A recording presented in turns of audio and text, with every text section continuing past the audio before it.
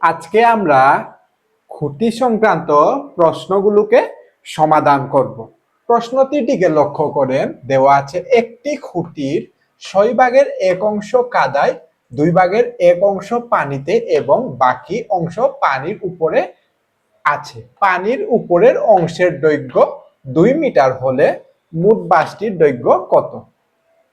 এই প্রশ্নটি নিয়ে আজকে আমরা আলোচনা করব।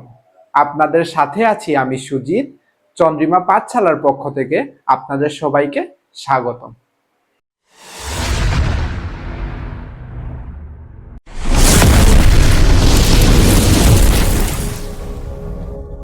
প্রশ্নটির দিকে আবার লক্ষ্য করি, একটি খুঁটির 6 ভাগের 1 অংশ কাদায়।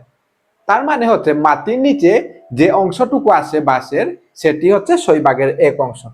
মনে করেন কাদায় আছে 6 ভাগের 1 অংশ, তারপরে 2 ভাগের 1 অংশ পানিতে। এই যে পানিতে যে অংশটুকু বাঁশের যে অংশটুকু আছে, সেই সম্পূর্ণ অংশের দৈর্ঘ্য হচ্ছে 2 ভাগের 1। তারপরে পানির উপরে বাকি অংশ পানির উপরে আছে, পানির উপরের অংশের দৈর্ঘ্য হচ্ছে 2 মিটার। এই যে পানির উপরের অংশের দৈর্ঘ্য 2 মিটার, কিন্তু এই দুটি আমাদের অংশ হিসেবে দেওয়া আছে। তাহলে আমরা যদি প্রথমে পানিতে এবং কাদায় বাঁশের কত অংশ রয়েছে তা নির্ণয় করব, তাহলে প্রথম কাজ হচ্ছে পানিতে এবং কাদায় যতটুকু অংশ আছে তা যোগ করা।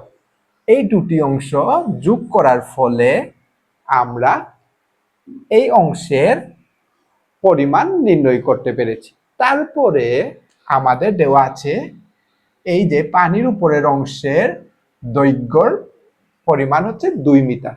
এই 2 মিটারে কত অংশ রয়েছে তা আমাদের নির্ণয় করতে হবে।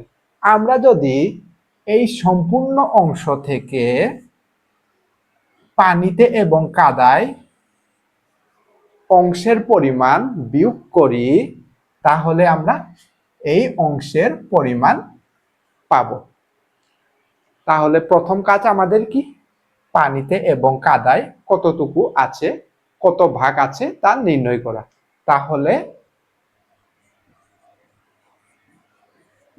পানিতে আছে 6 ভাগের 1 অংশ, কাদায় আছে 2 ভাগের 1 অংশ। অতএব পানিতে ও কাদায় মোট আছে 6 ভাগের 1 যোগ 2 ভাগের 1 অংশ। 6 আর 2 এর লসাগু 6, 1 যোগ 2 দিয়ে 3, 3 অংশ বা 6 ভাগের 4 অংশ। 6 ভাগের 4 অংশকে আমরা 2 দিয়ে কাটলে 2, 3 সমান 3 ভাগের 2 অংশ। তাহলে আমাদের এই জায়গা থেকে এই জায়গায় আছে 3 ভাগের 2 অংশ। এখন আমরা সম্পূর্ণ বাঁশটির অংশ থেকে 3 ভাগের 2 অংশকে বাদ দেব। যদি আমরা সম্পূর্ণ বাঁশের দৈর্ঘ্যকে 1 অংশ ধরি, 1 অংশ থেকে যদি এই 3 ভাগের 2 অংশ বাদ দেই, তাহলে আমরা এই অংশের পরিমাণ পাব। তাহলে আমরা লিখতে পারি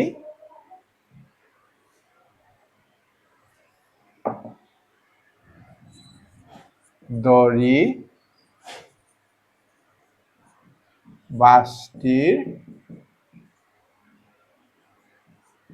সম্পূর্ণ অংশ সমান 1 অংশ। সম্পূর্ণ মানে হচ্ছে 1 অংশ। তাহলে পানির উপরে আছে 1 বিয়োগ এই যে 3 ভাগের 2 অংশ। 3 ভাগের 2 অংশ, বিয়োগ করলে 3 বিয়োগ 2 অংশ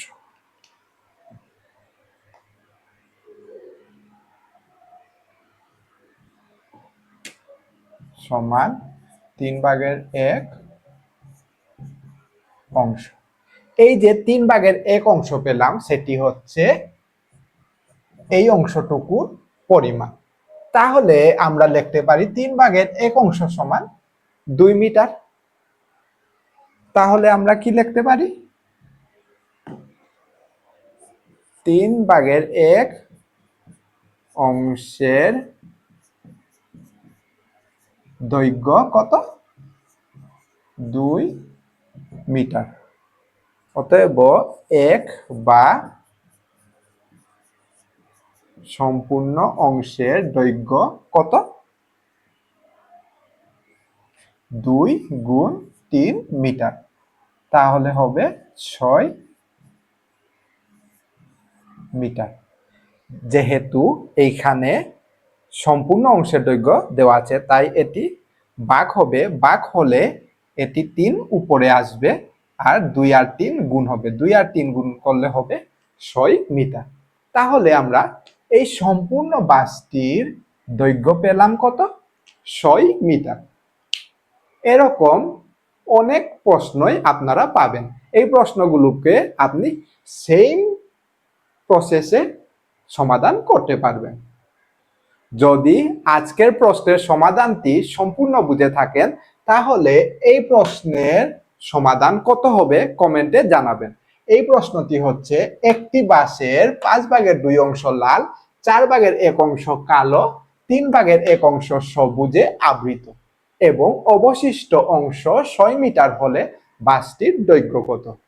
এই প্রশ্নে প্রথমে রং করা অংশগুলোকে যোগ করে 1 থেকে বিয়োগ করতে হবে, তারপর বাকি অংশ আপনারা সমাধান করে কমেন্টে জানাবেন। ভিডিওটির শেষ পর্যন্ত থাকার জন্য আপনাদের সবাইকে অসংখ্য ধন্যবাদ।